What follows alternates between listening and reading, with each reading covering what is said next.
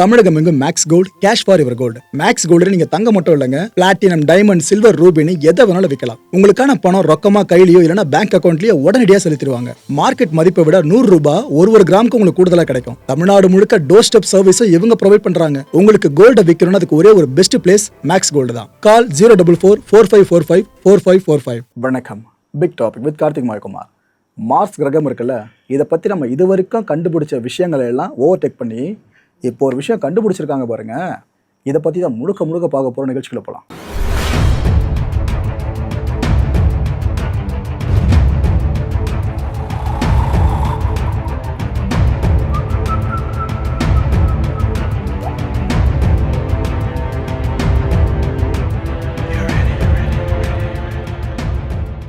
கடந்த 2012 வருஷம் ஆகஸ்ட் 6ஆம் தேதி இந்த நாள் மனித குலத்தோட முக்கியமான நாளா? பிகாஸ் அந்த நாளில் தான் நாசாவோட கியூரியாசிட்டி ரோவர் இருக்குல்ல, அது மார்ஸில் லேண்ட் ஆச்சு. ஸோ அன்னிலிருந்து இன்னைக்கு வரைக்கும் மார்ஸை பற்றி எல்லா தகவல்களையும் நம்மளுக்கு கொடுத்துட்டு இருக்கிறது இந்த ரோவர் தான். இத்தனை வருஷங்களில் அந்த ரோவர் நம்மளுக்கு கொடுத்த முக்கியமான தகவல் என்னென்னு பார்த்தீங்கன்னா, இந்த சல்ஃபர் கிறிஸ்டல்ஸ் இருக்குல்ல, அது மார்ஸில் இருக்கிற விஷயத்த கன்ஃபார்ம் பண்ணி சொல்லிச்சு. அண்டு ஷைனி மெட்டராய்ட்ஸ் அங்கே இருக்கிற விஷயத்தையும் சொல்லிச்சு. வாட்டர் ட்ரேசஸ் இருக்குல்ல, நீர் இருந்ததற்கான சான்றுகள், ஆதாரங்கள், அதை கொடுத்துச்சு. நிறைய கெமிஸ்ட்ரி ரிலேட்டடாக, இட் மீன்ஸ் பூமியில் இருக்கிற பல கெமிக்கல் சார்ந்த விஷயங்கள் இருக்குல்ல, இது மார்ஸில் இருக்குன்றதையும் கன்ஃபார்ம் பண்ணுச்சு. இதில் இன்னும் முக்கியமானது மைக்ரோபயோ லைஃப்னு சொல்லுவாங்க. அதாவது நுண்ணுயிர்கள் வாழ்வதற்கு ஏற்ற நியூட்ரியன்ஸ் இங்கே இருக்குன்ற விஷயத்தையும் இந்த ரோவர் நம்மளுக்கு கண்டுபிடிச்சி சொல்லிச்சு. எங்கே? மார்ஸில் சொல்கிறேன். அண்ட் இதெல்லாம் தாண்டி அண்ட் மார்ஸோட ஒட்டுமொத்த நில அமைப்பு இருக்குல்ல, இதை பற்றி நம்மளுக்கு ஃபுல்லாக ஒரு நாளும் இந்த ரோவர் அப்டேட்டை கொடுத்துக்கிட்டு இருக்கு. இதெல்லாம் கொடுத்துட்டு இருந்துச்சா, இது கூட சேர்த்து இன்னொரு கண்டுபிடிப்பையும் ரோவர் நிகழ்த்துச்சு. அதாவது இந்த ஜியோமெட்ரிக் ஷேப்ஸ் இருக்குது பாருங்க, இந்த வட்டமாக, சதுரமாக, ஒரு மாதிரி பென்டகன் ஷேப்பில், இது போல் நிறைய ஸ்மால் பேச்சஸ் அங்கே இருக்குன்ற விஷயத்த கண்டுபிடிச்சிது. இதை நம்மளுக்கு கொடுத்துச்சா. இதை பார்த்த ஆய்வாளர்கள் என்ன பண்ணாங்க, இதை வச்சு மட்டும் முடிவுக்கு வந்துட முடியாதுப்பா, ஏன்னா சின்ன இடத்துல அதை கண்டுபிடிக்கப்பட்டிருக்கு மார்ஸில். இது பெரிய இடமா கண்டுபிடிக்கப்பட்டால் அதை வச்சு நம்ம ஒரு பெரிய ரிசர்ச்சே பண்ணலான்னு காத்துக்கிட்டு இருந்தாங்க. அந்த காத்திருப்புக்கு முற்றுப்புள்ளி வைக்கப்பட்டாச்சுங்க. சயின்டிஸ்ட் எதை எதிர்பார்த்துட்டு இருந்தாங்களோ அந்த டேட்டா இப்போ கிடச்சிருக்கு. ஆக்சுவலாக இப்போ கிடச்சிருக்க டேட்டா பார்த்தீங்கன்னா, நம்ம ரோவர் இருக்குல்ல, அது இப்போ மார்ஸில் இருக்கிறது ஒரு குறிப்பிட்ட வேலியில், அதான் வேலி கிராண்டே அப்படின்னு சொல்கிறாங்க. இந்த பகுதியில் கடந்த மாதம் 19ஆம் தேதி அண்ட் 20ஆம் தேதி இந்த ரோவர் சில புகைப்படங்களை எடுத்திருக்கு. அந்த புகைப்படங்களை தான் பூமிக்கு அனுப்பியிருக்கு. அந்த புகைப்படங்களை பார்த்த அந்த ப்ராஜெக்டில் இருக்க எல்லாருமே மலைச்சு போயிட்டாங்க. என்ன இவ்வளோ பெரிய விஷயம் அங்கே இருக்கா, நம்ம இது கிடைச்சா நல்லாயிருக்கும்னு நினச்சோம், பட் கிடச்சிருச்சு. எல்லாரும் அவ்வளோ ஸ்டன் ஆகிட்டாங்க. தேன் கூடு பார்த்துருக்கீங்களா, அதை நீங்கள் ஸ்லைஸ் பண்ணுறீங்க அப்படின்னு ஒரு மாதிரி ஹோலாக இருக்கும், ஃபுல்லாக சுற்றி அது மாதிரி தெரியுதா உங்களுக்கு? இந்த ஷேப் பார்க்குறதுக்கு ஹனிகோம் லைக் டெக்ஸ்டர் அங்கே கண்டெடுக்கப்பட்டிருக்குங்க மார்ஸில். இதே மாதிரி தான் முதல்ல ஒன்று அமைச்சிருந்துச்சு சொன்ன ஃபோட்டோ, ஆனால் அது போதாதுன்னு சொல்லியிருந்தாங்க ஆய்வாளர்கள். இப்போது ஒரு பெரிய நிலப்பரப்பே இப்படி தான் இருக்குது. ஹனிகோம் லைக் டெக்ஸ்டரில் தான் பெரிய நிலப்பரப்பு அங்கே கண்டுபிடிக்கப்பட்டிருக்கு. இதைத்தான் ஆய்வாளர்கள் பாலிகானல் ஃப்ராக்சர்ஸ் அப்படின்னு அழைக்கிறாங்க. ஆக்சுவலாக இது ஒன்று பார்த்தீங்கன்னா 1.5 இன்ச்சிலேருந்து 3 இன்ச்சஸ் வரைக்கும் இருக்குங்க அளவில். அதாவது 4 சென்டிமீட்டர்ஸ்லேருந்து 8 சென்டிமீட்டர்ஸ் வரைக்கும். இட் மீன்ஸ் இந்த ஒரு ஹனிகோம் இருக்கா, இதோட அளவு பக்கத்தில் ஒன்று இருக்கா, மேலே ஒன்று இருக்கா, இப்படி ஒன்று எடுத்திங்கன்னா அதிகபட்சம் 3 இன்ச்சஸ் வரைக்கும் அது மெஷரும் பண்ண முடியுது. ரைட்டு. அஸ்வின் வசவதா என்ன ப்ரோ, மார்ஸு நாசா ரோவர்ன்ட்டு நம்ம ஊருக்கார பேர் மாதிரி சொல்கிறீங்கன்னு கேட்டிங்கன்னா கேட்க சந்தோஷமாக இருக்குல்ல அஸ்வின்? Okay right. இந்த மிஷினோட ப்ராஜெக்ட் சயின்டிஸ்ட்டுங்க இவர். அது மட்டும் இல்லை, நாசாவோட ஜெட் ப்ரொபல்ஷன் லெபார்டரி இருக்குது பார்த்தீங்களா, சதர்ன் கலிஃபோர்னியாவில், அதை பேஸ் பண்ணி தான் இவர் சயின்டிஸ்டாக ஒர்க் பண்ணிட்டு இருக்காப்புல இந்த மிஷினில். இவர் இப்போ இதை பற்றி என்னென்ன சொல்கிறாப்புல, ஏங்க இது வரைக்கும் நம்ம பார்த்த காட்சிகள் இருக்குல்ல இந்த ஹனிகோம் டெக்ஸ்சரில், இதுலேயே இதுதாங்க ரொம்ப பிரம்மாண்டம்னு சொல்லியிருக்காரு. இது போலாம் கிடைக்குமா நம்ம எதிர்பார்க்கல, பட் இந்த காட்சி கிடச்சிருக்கு. ஆக்சுவலாக கியூரியாசிட்டியோட ஐ மூலமாக நம்ம இந்த காட்சியை பார்க்குறோம். ரோவர் தானே எடுத்து அமுச்சு விட்ருக்கு. ஸோ இந்த காட்சியை முறை நாங்கள் பார்க்கும்போது ஒரு மாதிரி நாங்கள் பெருமூச்சு விட ஆரம்பிச்சிட்டோம். அப்பா கிடைக்குமான்னு நினச்சோம், கிடச்சிருச்சு அப்படின்ட்டு அங்கே இருக்க ஒவ்வொரு சயின்டிஸ்ட்டும் அவ்வளோ சந்தோஷப்பட்டிருக்காங்களாமா. அஸ்வின் இதை பற்றி என்ன தொடர்ந்து சொல்கிறாருன்னா, இந்த ஷேப்ஸ் இருக்குல்ல, இதை தொடர்ந்து மெஷர் பண்ணி கெமிஸ்ட்ரி சார்ந்த விஷயங்களையும் நாங்கள் கேர்ஃபுல்லாக எல்லா டேட்டாவையும் நாங்கள் இதுக்கப்புறம் எக்ஸ்ட்ராக்ட் பண்ணணும். இது எதுக்காக பண்ணுறோம் அப்படின்னா, இந்த மாதிரி தோற்றங்கள் எதுக்கு தோன்றி இருக்கணும்.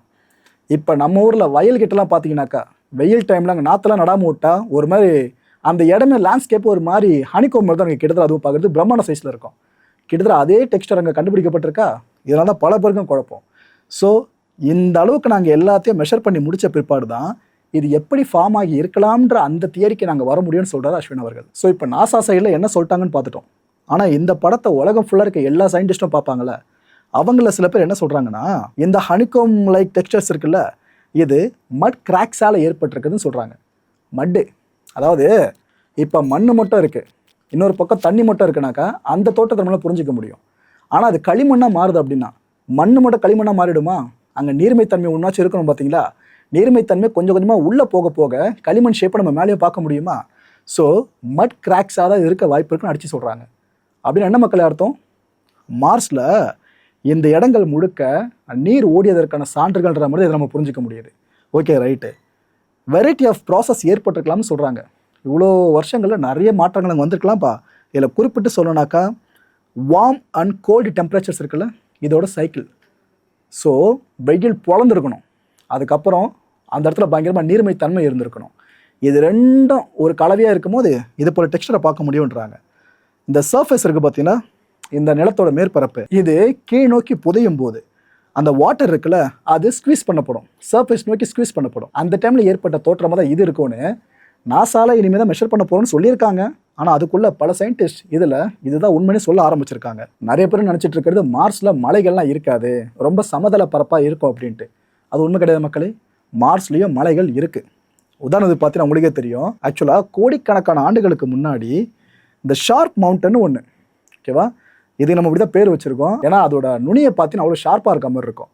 ஆக்சுவலாக இதோட உயரம் பார்த்தீங்கன்னா 5 கிலோமீட்டர்ஸ். உயரம் மட்டும் சொல்கிறேன், 5 கிலோமீட்டர்ஸ். இதுக்கு கீழே அதோட அடிவார பகுதியில் கண்டிப்பாக பெரிய நீரோட்டமே இருந்திருக்கணும். அந்த நீரோட்டத்தோட ப்ரெசன்ஸ் இருக்குல்ல, இதோட ஒரு ட்ரேஸாக தான் நாம் இப்போ இந்த ஹனிகோம் டெக்ஸ்டரை பார்க்குறோன்னு அடித்து சொல்கிறாங்க பல பேருமே. ஸோ கோடிக்கணக்கான ஆண்டுகளுக்கு முன்னாடி இது போல் மாற்றங்கள் ஏற்பட்டிருக்கு அப்படின்னா என்ன நம்மளால் ட்ரேசஸை கண்டுபிடிக்க முடியுது அப்படின்னா, அங்கே ஒரு வேளை உயிரினங்கள் வாழ்ந்திருந்து இப்போ நாம் பார்க்குறப்ப உயிரினங்கள் இல்லாமல் இருக்கா, அழிஞ்சிருக்குமா? இந்த கேள்வி தான் பல பேரையும் அந்த ஆய்வாளர்களை தூங்க விடாமல் பண்ணிக்கிட்டு இருக்கு இப்போ வரைக்கும். அண்ட் ஏற்கனவே இங்கே சில விஷயங்கள் டிஸ்கவர் பண்ணப்பட்டுச்சு, நான் அதையும் சொல்லிடுறேன். ஏன்னா நீர்னு வந்துட்டாலே உயிரோட ஆதாரமாக பார்ப்போம்ல. ஓகே, கார்பன் பேஸ்டு மாலிகூல்ஸ் இங்கே கண்டெடுக்கப்பட்டுச்சு. ரோவர் மூலமாக தான் அந்த விஷயமே வெளியே வந்துச்சு. ஆக்சுவலாக இது என்னப்பா அவ்வளோ பெரிய முக்கியமான மேட்டர்னு கேட்டிங்கன்னா, ஆர்என்ஏ டிஎன்ஏ இது ரெண்டும் தான் ஜெனட்டிக் இன்ஃபர்மேஷன்ஸை கடத்தி கொண்டு போகுமா. இந்த 2 நியூக்ளிக் ஆசிட்ஸோட தாக்கம் அங்கே இருக்குன்றப்ப நாம் உயிர்கள் வாழ்ந்திருக்கலாம்ன்ற அந்த நிலைப்பாடுக்கு வராமல் வேறு என்ன பண்ண முடியும்னு சயின்டிஸ்ட் கேட்குறாங்க.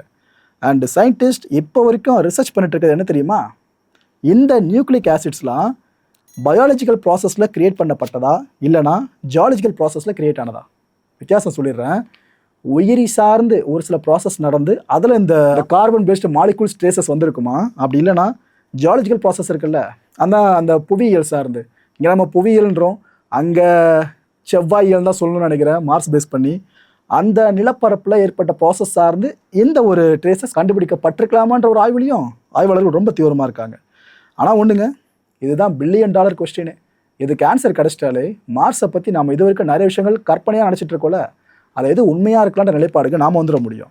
ஓகே, ஆனால் ஒரு விஷயம் கன்ஃபார்மாக சொல்ல முடியும், அதாவது மார்ஸில் உயிரை சப்போர்ட் பண்ணுற அளவுக்கு கெமிஸ்ட்ரி இருந்திருக்குன்ற விஷயம் மட்டும் இங்கே தெரியுது. ஏன்னா ஒரு கிரகத்தை நீங்கள் கண்டுபிடிச்சிடலாம், அங்கே உயிர்கள் வாழ்ந்திருக்கலாம் இல்லைனா வாழ்வதற்கு ஏற்ற சூழல்ன்ற விஷயத்தை கண்டுபிடிக்கிறது அவ்வளோ ஈஸியான விஷயம் இல்லை. மார்ஸை பற்றி இவ்வளோ ஆண்டுகள் நம்ம ஆய்வு பண்ணி கடைசியில் இந்த கன்க்ளூஷன் வர மாதிரி தான் ஒரு கண்டுபிடிப்பு நடந்துக்கிட்டு இருக்கு. இந்த எலான் மஸ்க் இருக்கார்ல, அது எப்படியாவது மார்ஸில் போய் மனுஷங்களை குடியேற்றி வச்சிடணும்னு ஆசைப்பட்டு இருக்கார் பாருங்க. அவர் என்ன தெரியுமா சொல்கிறார், இப்போது அடுத்த 5 இல்லைனா 7 வருஷத்துக்குள்ள மார்ஸில் மனுஷன் இருப்பான்னு சொல்லியிருக்காப்புல. அவருக்கு என்ன அப்புறம் இவ்வளோ சந்தோஷம் மனுஷனை கூட்டு போடுறது அப்படின்னு கேட்டிங்கன்னா, யாரு கண்டா, நாளை பின்ன எலான் மஸ்க் தான் முதல்ல மார்ஸுக்கு மனுஷனை கூட்டு போடணும் விஷயம் வந்துச்சுனாக்கா நாளைக்கு அவரையும் கடவுளாக மாற்றி வழிபட மக்கள் எல்லாமே இறக்க போகிறாங்க. அதெல்லாம் தாண்டி முக்கியமான விஷயம் காசு. சும்மாவை கூட்டு போவாங்க, அது ஸ்பேஸ் டூரிசம்னா அதுவே பயங்கர காசு ஃபியூச்சரில். அதுக்கு இப்போயே அடிபட ஆரம்பிச்சிட்டார் எலான் மஸ்க். ஓகே, இந்த ஸ்பேஸ் சார்ந்த அப்டேட்ஸில் அடுத்த ஒரு முக்கியமான அப்டேட் தெரிஞ்சுக்க போகிறீங்க. பிளாக் ஹோல், கருந்துளை இருக்கிறதுலே ரொம்ப ரொம்ப ரொம்ப இன்ட்ரெஸ்டிங்கான டாப்பிக்கு. நம்ம சேனலில் சில வீடியோஸ் போஸ்ட் பண்ணியிருக்கோம், டைம் இருந்தால் அதையும் பாருங்கள். இப்போது நாசா ஒரு முக்கியமான விஷயத்தை கண்டுபிடிச்சிருக்குங்க. அதாவது ராட்சத கருந்துளை ஒன்று எந்த அளவுக்கு அலைஞ்சு தெரிஞ்சுக்கிட்டு இருக்குன்றதை அவங்க கண்டுபிடிச்சிருக்காங்க. இதோட தொலைவுன்னு எடுத்துக்கிட்டாக்கா விண்மீன் மண்டலத்தோட மையத்தில் இருந்து 30,000 ஒளியாண்டுகள் தொலைவில் இந்த ராட்சத கருந்துளை இருக்குது. இது நட்சத்திரத்தை கிழிச்சு சிதைக்கிறத நாசா இப்போ ஃபைன் பண்ணியிருக்காங்க. அண்ட் ஆக்சுவலாக அது முறை மக்களே இவ்வளோ தொலைவில் இந்த அளவுக்கு நட்சத்திர கிழிச்சு சதைக்கிற மாதிரி ஒரு பெரிய கருந்துளையை நாம் விட்னஸ் பண்ணுறது, அதை அலைஞ்சு தெரியறதை விட்னஸ் பண்ணுறது இப்போ தான் ஃபர்ஸ்ட் டைம் நடந்திருக்கு. இந்த கண்டுபிடிப்பு மூலமாக என்ன ப்ரோ நமக்கு பெனிஃபிட் கிடைக்கும் அப்படின்னு கேட்டிங்கன்னா, இந்த ஆய்வை பொறுத்த வரைக்கும் இந்த மறைஞ்சிருக்க மெகா கருந்துளைகள் இருக்குல்ல, நல்லா மெகா பிளாக் ஹோல்ஸு, இதை பற்றி நாம் கண்டறியறதுக்கு ஒரு புதிய வழியை இந்த ஆய்வு முடிவு நம்மளுக்கு கொடுக்கும். அப்பேற்பட்ட கீ ஃபைண்டிங் தான் இதுவும். மக்களை இந்த கான்டென்ட்டை பொறுத்தவரைக்கும் நாமளாக சிந்திக்க வேண்டியது ஒரே ஒரு விஷயந்தான். இந்த பூமியில் வாடுற மனுஷங்க நம்ம இருக்கோம்ல, நம்மளே கிட்டத்தட்ட ஏலியனாக வந்திருக்கலாமுன்ற மாதிரி தான் இது போல் விண்வெளி சார்ந்த நிகழ்வுகளை நம்ம தெரிஞ்சுக்கும் போது நம்ம மனசு ஒரு எண்ணம் ஏற்படுது. ஏன்னா நாம் இப்போ இருக்கோன்னு தெரியும், ஆனால் எங்கேருந்து நம்ம வந்திருப்போம், இந்த பூமியில் ஆர்ஜின் ஆனவங்களா மனுஷங்க, இந்த கேள்வி பதில் கிடைக்கல. ஏன்னா ஏலியன் அதுவா இதுவான்னு சொல்லி தேடிக்கிட்டு இருக்கோம். கடைசியில் நம்மளே இந்த கேட்டகரியில் ஃபாலோ ஆனாக்கா அடுத்த நிகழ்ச்சியை சந்திக்கலாம். நன்றி, வணக்கம். தமிழகம் எங்கும் Max Gold, cash for your gold. Max Gold நீங்க தங்க மட்டும் இல்லைங்க, பிளாட்டினம், டைமண்ட், சில்வர், ரூபினி எதை வேணாலும் விற்கலாம். உங்களுக்கான பணம் ரொக்கமா கையிலயோ இல்லைன்னா பேங்க் அக்கௌண்ட்லயோ உடனடியாக செலுத்திடுவாங்க. மார்க்கெட் மதிப்பை விட 100 ரூபாய் ஒரு கிராமுக்கு உங்களுக்கு கூடுதலாக கிடைக்கும். தமிழ்நாடு முழுக்க டோர் ஸ்டெப் சர்வீஸை இவங்க ப்ரொவைட் பண்றாங்க. உங்களுக்கு கோல்டை விற்கணும்னு அதுக்கு ஒரே ஒரு பெஸ்ட் பிளேஸ் மேக்ஸ் கோல்டு தான். கால் 04445454545. என் அன்பார்ந்த மாயம் ஸ்டுடியோஸ் நேயர்களே, மாயம் பக்தின்னு ஆன்மீகத்துக்காக பிரத்யேகமாக ஒரு சேனலை கொண்டு வந்திருக்கோம். மறக்காம சப்ஸ்கிரைப் பண்ணி அந்த சேனலுக்கு உங்களோட ஆதரவை மனப்பூர்வமாக தெரிவிங்க. வணக்கம் மாயம் ஸ்டுடியோஸ் நண்பர்களே. மாயம் ட்ரெண்ட்ஸ் அப்படின்ற ஒரு புதிய ஃபேஸ்புக் பேஜை ஓப்பன் பண்ணியிருக்கோம்.